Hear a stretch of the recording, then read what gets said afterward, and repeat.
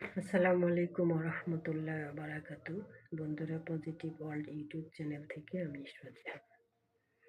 আল্লাহ বলেন, যারা সত্যবাদী তারা হলো ধৈর্যশীল, আনুগত্য, সত্যপন্থী, দানশীল ও শেষ রাতে আল্লাহর কাছে গুনাহ মাপ চায়।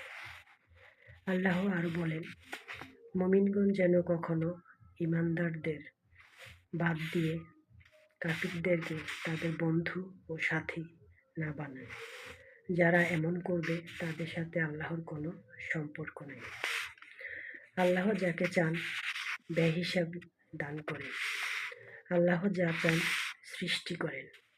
যারা কুফরি করেছে তাদেরকে দুনিয়া ও আখিরাত দু জায়গায় কঠিন শাস্তি দেওয়া হবে এবং তারা কোনো সাহায্যকারী পাবে না।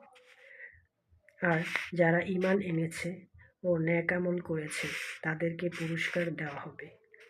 জেনে রাখুন, আল্লাহ জালিমদেরকে কখনো মহব্বত করে না। যারা মিথ্যাবাদী তাদের উপর আল্লাহর লানত পড়বে। যারা ঈমানদার আল্লাহ তাদেরই অভিভাবক ও সহায়ক। বন্ধুরা, আসুন আমরা বেশি বেশি ইবাদত করি, আমল করি, জিকির করি, ফিকির করি এবং সুন্নতি তরিকায় আমরা নিজেদের জীবনকে পরিচালিত করি।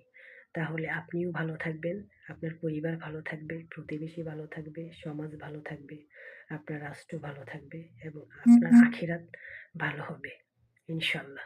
আল্লাহ হাফেজ।